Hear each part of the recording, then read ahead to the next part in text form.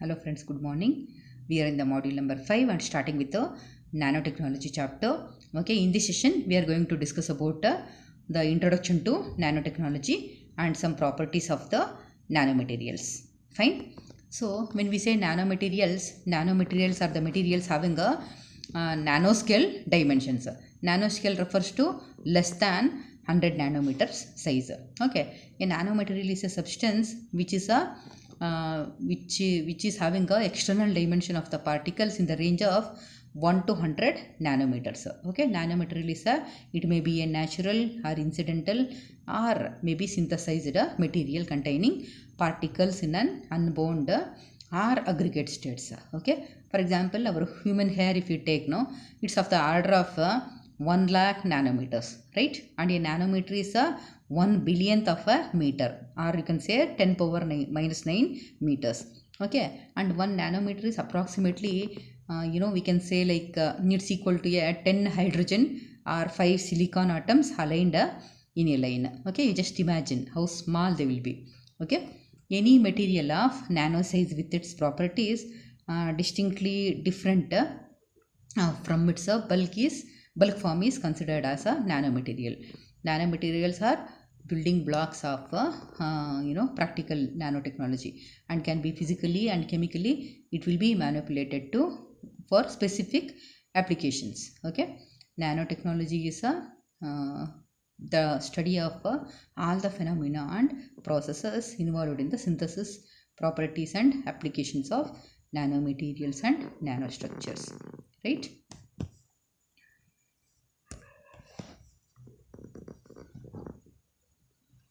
Let us discuss about some of the properties of the nanomaterials, right? It is called as a size dependent properties. Nanomaterials in terms of the particle size are between bulk materials and atomic or molecular structures. They show different physical, chemical and optical, electronic and magnetic properties compared to the bulk materials. Nano-dimensional materials exhibit different and newer properties than bulk materials because of their size. Okay, few size dependent properties are the first one, the surface properties. Okay, here, no, if a macroscopic object is divided into smaller parts, okay, the ratio of surface atoms to interior atoms becomes a significant number of total fractions. Okay, total fractions of atoms, and the total volume remains the same, but the collective surface area is greatly increased.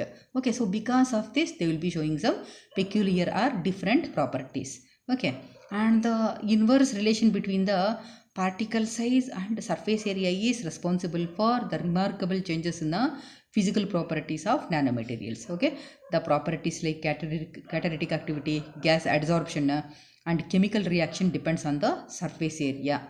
For example, in the bulk form, gold is inactive. Okay, but nano gold is highly catalytically active. See here, like this. If one particle is divided into many numbers, what happens? A greater amount of a substance comes in contact with the surrounding material, and this results in a better catalysis. Some compounds, in bulk, they will not be showing any changes in color. When the same compound is formed as a nano compounds or nanomaterials, they will be showing some peculiar difference in the colors, which can be used for many applications in the chemistry, in the field of chemistry. And next, coming to the electrical properties. Here, no, the electronic bonds in the bulk materials are continuous due to the overlapping of orbitals of billions of atoms. But in the nano size materials, very few atoms or molecules are present, so the electronic bands become separate. Okay, and the separation between a electronic state varies with the size of the nanomaterials. Hence, some metals which are good conductors in bulk become semiconductors and non-conductors as their size is decreased to nano level. See the diagram. When they are made to the nano-sized particles, as the band gap increases, okay, a good conductor in bulk form will become a insulator or semiconductor are sometimes very bad conductors. Next, coming to the optical properties. The electronic states of the nanomaterials allow the absorption and emission of light of specific wavelength. Okay, hence because of this, nanomaterials exhibit unique colors which are different from the bulk materials, right? The nanoparticles of different size can scatter radiation of different wavelengths. Colors of few colloidal solutions are due to the scattering effect. Because when light hits the surface of the metal surface, what happens? Electrons present on the surface starts oscillating back and forth, okay, in a synchronized way, okay, in a small place, right? And the effect is called as a surface plasmon resonance. Resonating electrons have a cross-sectional area very much higher than the nanoparticles. Depending on the frequency of the oscillation, resonating electrons can capture radiation of different wavelengths. Okay, because of this, they will be showing different optical properties. Bulk gold appears yellow in color, whereas the nano sized gold appears red in color. Okay, usually gold will be yellow in color, right? The nano sized gold appears as red. In bulk gold, the particles are compactly packed. Okay, and the electrons cannot move.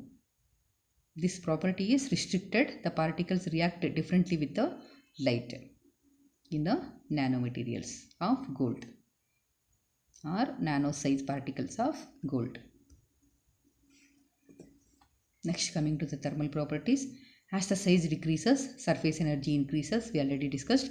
And what happens here, coming to the thermal effect, melting point decreases. Right? This is due to the fact that the surface atoms require less energy to move because they are in contact with the fewer atoms of the substance.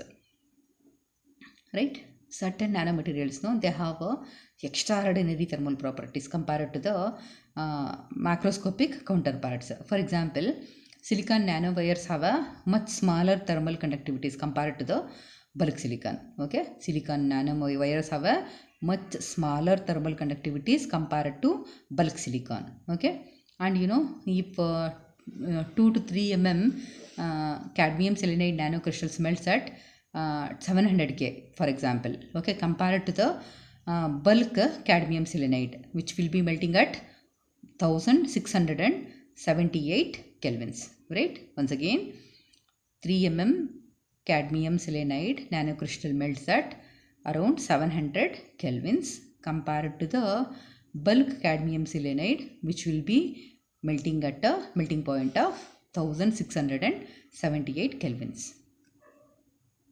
And certain nanomaterials have extraordinary thermal properties. This is the extraordinary thermal properties. In bulk form, it will be having a very highest melting point.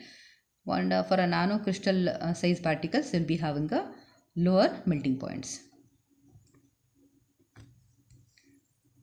So this is about some of the properties of the nanomaterials. We will be meeting with the next topic in the next session. Until then, thank you.